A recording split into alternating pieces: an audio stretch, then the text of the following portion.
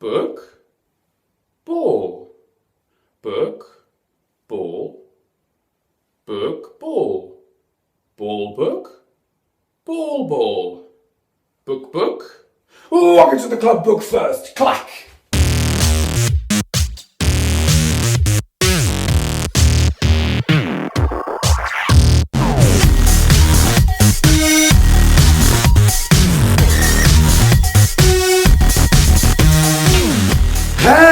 I hope you're very well indeed. Welcome back to the Kiki. Thank you so much for joining me again this week. This is episode 8. The finish line of RuPaul's Drag Race is in sight, and we are nearly at the end. But until we get to that finish line, we still have a couple more queens to get rid of, darling. So let's get into this, shall we?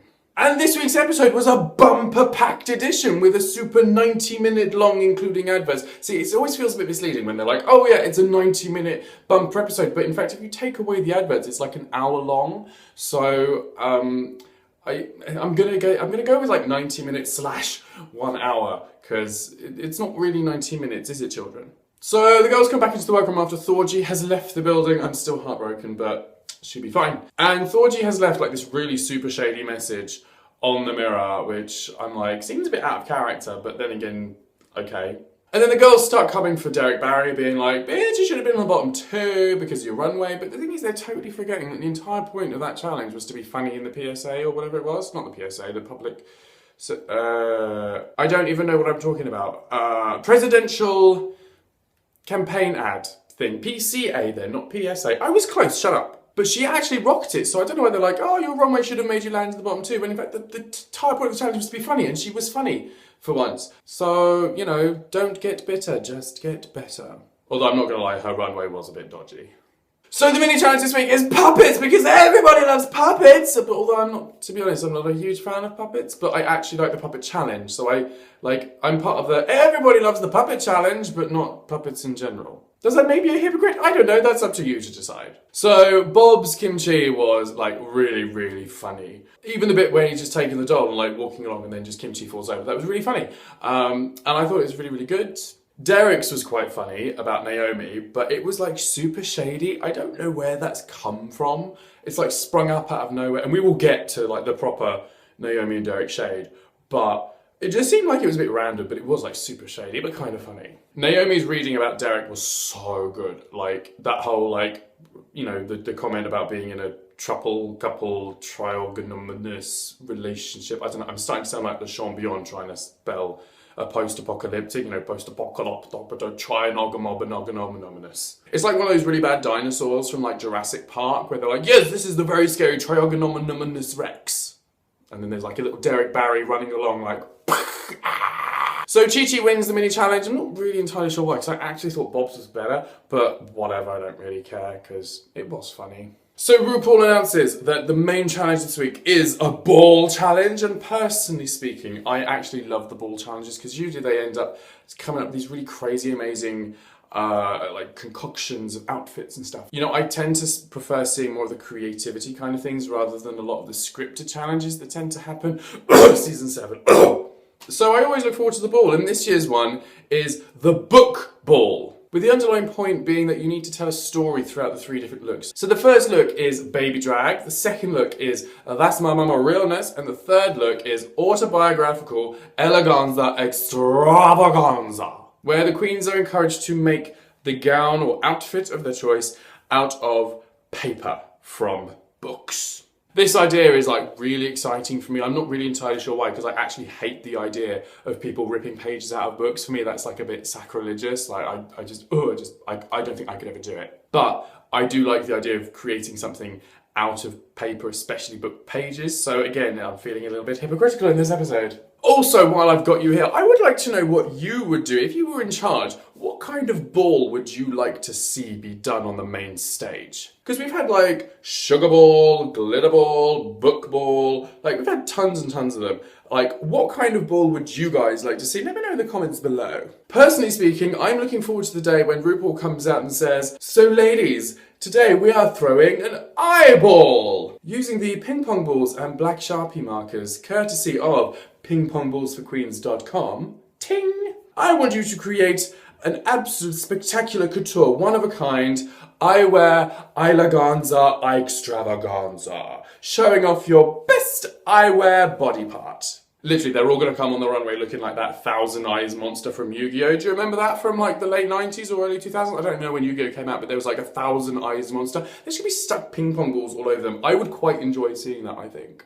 So then we get to the actual workroom action, and I think this is probably the reason why the episode is like a 90-minute bumper special edition, because basically the first 10 minutes were puppets, the last 10 minutes was critiques, and everything else in between was basically Naomi and Derek bitch fighting. I mean, let's get real, it was getting severe up in here, but I don't know where that whole rivalry sprang out of. Like, I know that Derek's kind of rubbed a lot of people up the wrong way with his like sort of pseudo shade, but the whole Naomi thing kind of just seemed a bit out of the blue, and the fact that Derek came for her so hard as well in the puppet challenge, it's just like, okay, did not see that one coming. Did I miss anything? Like, did you guys spot that? Like, let me know, because I felt like it was like really out of the blue. So RuPaul does the rounds, and Bob goes into a bit of detail about his personal life, especially about his mother, which is very, very touching, and, you know, it kind of shows much more of a vulnerable side to Bob, and that kind of reaffirms the idea that people who are really funny actually tend to have a lot of sadness around them that kind of leads them to be funny. And I can only imagine the sort of struggles that Bob's been through and sort of seeing the deterioration of his mother.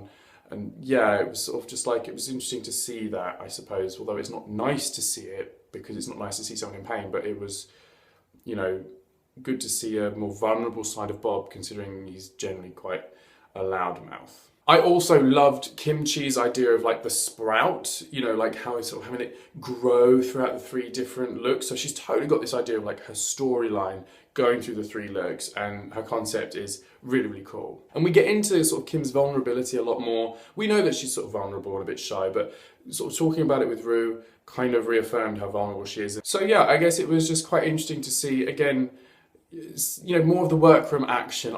As I've said before, I like the workroom action. We used to get it a lot in older seasons, and in the past couple of seasons they've sort of done away with it a lot more, but it was good to bring that back, and in spades in this episode. And then RuPaul announces that the girls need to do an opening number, and I don't even know why the girls are all gagging at this, because bitch, bring it to you every season. Seriously, they do it every year. Like, this should not be a surprise anymore. But the problem is, I literally know nothing about Amy Sedaris or the character that she was playing in that, whatever it was. So literally, I'm just like, okay, I can't really comment on that at all. So then we go back to the workroom, and the girls start coming for Bob this time. Like, everyone was under attack today. It was really odd. Like, I know that things can get like a bit bitchy and stuff, but it was like, they were really coming for like whoever they wanted this episode. So they started going for Bob and his makeup choices, the fact that he doesn't really sort of wear very obvious makeup, and Kim was like, well, you know, there's just not much there, and when you compare it to me and Naomi, Bob's barely painted. Kim can be really bitchy when she wants to. It's actually quite fun. I like that kind of dichotomy. Is that the word I'm looking for, dichotomy? I like that word. I kind of want to use it, even if it's not correct. Dichotomy. But the things they were kind of saying, Bob kind of rebutted well in the confessional, sort of saying about, you know, if you've got a product that's willing to be bought and you can sell well, then it doesn't really matter. So, you know, Bob's not bothered about the fact that he doesn't wear much makeup, because he's an entertainer and he's a performer by career. So he's like, well, I'm not a beauty queen, so I just want to do what I do, and what I want to do is entertain, and that's what works for me. So fair enough for him. I don't really think that the other girls should be like trying to box him or label him as something like not draggy enough. Oh look, the lights have returned. Oh, it's nice to see them make a reappearance, because who doesn't like lighting getting in the way when you're trying to film? Seriously, all day it has been raining and it's been great. And in fact, yes, at the end of April, it snowed today in England. And now I try and film and it starts shining. Oh, right, yeah, bitch, you better go away, right? Is it going down? You better be going down. But it snowed today. And as I start filming, the sun comes out. It's like gone 6 o'clock. Like, the sun should be going in when I'm filming. Right? Do you not know who I am? To be honest, I'm not even entirely sure who I am, so I can't really talk. So then there's like even more Derek and Naomi shade. Like, again, this is why the episode is like a super long bumper-sized issue. But to be honest though, like, side note number 1, I think that every episode should be this long, because like, it's one of the greatest shows going, and it's probably like the biggest show on Logo TV. Like, quite frankly, I think they can get away with making it bumper-sized, and I think there's enough of a following now that they could warrant it being that size. So I say go for it, kids. Side note number 2, in the middle of the Derek and Naomi 20 minutes or so of fighting, Naomi made a very interesting point about how the reason that she's mostly frustrated about Derek still being in the competition is the fact that Derek is still finding himself. And although it's good that you can evolve in the competition, I think she's more annoyed that he's actually only starting that journey while he's on the show, when in fact they've all done it before they got to the show, so they know what product they're bringing. Derek, we weren't really sure what product was being brought other than Britney, but he didn't come to the show to show off Britney specifically. So it's like, well, what are you trying to show if you're trying to get out of your box? Like, come with a product, and he's trying to find that product while he's there. Do you know what I mean? So I can understand Naomi's frustration, but I can also understand that Derek has put in a lot of hard work in trying to learn about doing a different style of drag. Do you see what I mean? God, I hope so, because otherwise this video is going to sound really crazy, right? So then the next day comes and Naomi realises that she's been a little bit of a bitch, so she decides to bury the hatchet with Derek and give him some tips on how to cover that brow, honey. Though do notice that she gave her enough tips to cover the brow, but not how to actually draw one on, because, darling, like, I can't even do makeup. I can't even do eyebrows, but those eyebrows? Really, darling? No. But it is quite sweet that Derek is really pushing himself to learn and evolve and do something a little bit different. I mean, come on, 3 different eyebrow looks as well as 3 different outfits. Like, darling, don't push the boat out too much. Baby steps, boo. Baby steps. So then we get to the Jerry Blake dance on the main stage, and to be honest, I think a lot of like that went over my head because I literally have no idea what they were going on about. As I said before, I don't know who Jerry Blake is, I don't know Amy Sedaris really, I don't know the show that she was in, I don't know anything. So I was just kind of like, okay, yeah, this is cute, but I didn't think it was all that, to be honest. Like, I think there's been better dance numbers, as it were, for balls. Like, the Sugar Ball was really, really good, the Money Ball was amazing, the Dog Ball, the Bitch Ball was actually quite fun. To be honest, I think this one was like a proper miss, really. So then let's get to the actual looks, and we'll start with Baby Drag Realness. Because there were so many, I'm just gonna like read through my little notepad and be like, this is what I thought. So I'm gonna pretend I'm like a newsreader and be like, shuffle, shuffle, shuffle, and now for the news at 10. So for Baby Drag, we've got Kimchi. I thought that was really cute. Naomi was serving real baby realness with like the dummy pacifier thing. In America, I think it's a pacifier. In the UK, it's a dummy. Bob was really selling baby, like that oversized stuff. Like, I thought that was such a good idea. Derek, it was cute, but it was way too fitted. Like, you're supposed to be a baby. Everything's supposed to be oversized. Like, those shoes are oversized for a reason. Like, take the hint. It's not supposed to be a fitted dress. And Chi-Chi's was like really adorable. Once again, like everything was oversized and just really, really sweet. Then we have That's My Mama Realness. Kim Chi's was amazing. Hashtag breathtaking, hashtag dandelions, hashtag handbog. Like, that was so amazing. Like, it was kind of sad and melancholy, but at the same time, visually it made me happy. It was like such a weird, like, dichotomy of emotions. I thought it was absolutely beautiful, and it was really nice to see her inject a bit of her culture into the outfit, and oh, it was just stunning. But Kim is like such an artist like that anyway. Naomi's was simple and stunning, like it was really effortless and kind of really channeled, especially the fact that it kind of took inspiration from those real life photos. I just thought it was very touching and a very nice kind of tribute to her mother, that she sort of emulated it and so effortlessly. Bob was serving real mama realness. Derek's was alright, but it was the same silhouette as the previous one. The makeup wasn't really that strong, like, yeah. And Chi-Chi DeVayne's was like so 80s, like I lived. It was just amazing. And that whole silhouette again was really, really cool. Very different to what she previously showed. Like, yeah, epic. And then we go to the book ball. So the autobiographical eleganza extravaganza. Try and say that 3 times when you've had one too many Absolute cocktails, right? Oh, I'm in love with this berry drink from Absolute.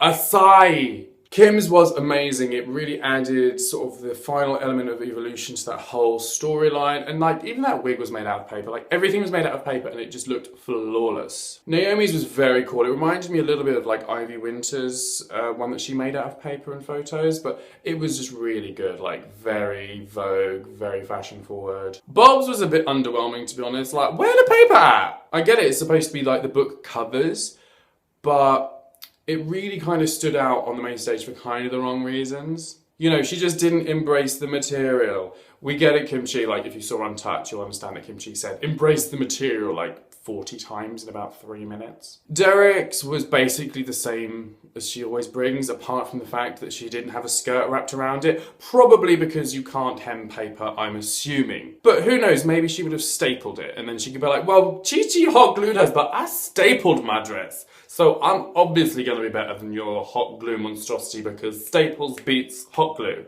Honestly, that's a game of rock, paper, scissors I'd like to play. Hem, staples, hot glue, go! And Chi the veins, oh my god, yes. All of it, yes. Like the hair, yes. The outfit, yes. Everything was just, yes, on point. It kind of reminded me a little bit of like if Thierry Mugler kind of put something on Mariah Balenciaga. Like everything was just amazing. So then we get the critiques, and like there's loads and loads of critiques, but to be honest, they're mostly positive apart from Derek's lot and like Bob's final look, really. But all the others were pretty much like big thumbs up from the judges. Although I'm going to give the line of the episode to Michelle Visage this week for her blah blah blah come dimensional. Something about that just made me laugh, and it wasn't just like a giggle, it was like a proper dirty laugh. That's like the kind of 4D experience you don't want to be having at the local IMAX. Also, I feel like I should mention, the editing for this episode was very interesting in the sense that they were kind of putting Bob down a little bit. They really emphasised kind of a lot of Bob's faults. Although they did have that sort of vulnerable moment, there was a lot of stuff where they were really trying to sort of bring Bob down a bit. I think they probably realised that Bob is kind of storming ahead and that they kind of need to open up the pack a little bit if there's going to be like a top 4, top 3 situation. So it's not like really obvious who's going to win, especially now that Kim Chi, spoiler alert, won this challenge. So it was sort of interesting that they're kind of bringing Bob down and they've really boosted up Chi, Naomi and Kim so that really the end of the finish line is actually going to be much closer than perhaps we thought it would be about 2 episodes back. So yes, as I said, Kim Chi wins the challenge and blooming deservedly so. I thought they were going to give it to Naomi and to be honest, she would have been sort of deserving as well, but I really think Kim Chi pipped her to the post on that one. And Bob and Derek fall into the bottom 2. It was actually a really decent lip sync for your life. I mean, the start of it was fairly slow. Derek was like much quicker out of the starting blocks and I thought, oh god, Bob's gonna be in trouble. But actually, Bob kind of built up through the song, and by the end of the song, I was like really into it. I thought, actually, this is way more fun than I thought it was gonna turn out to be. And after all said and done and the dust has cleared, Bob wins the lip sync for your life and sends Derek home. And in her little speech that Bob has, she kind of bigs up Derek, which I think is very sweet that she uses that moment to say how good a queen that Derek is and that she's recognised that although they've had their own differences, she's become like a really big supporter of Derek, and I just thought it was quite sweet and very mature. And in fact, kind of something that I've noticed throughout the season, a lot of the queens this season have actually been quite mature. You know, we already saw it in this episode with Naomi burying the hatchet with Derek, and all the way through, you've seen a lot of them be just genuine with each other, like Cynthia being very kind and mature with all the other queens, and Robbie Turner was fairly mature, though sort of had her bitchy moments.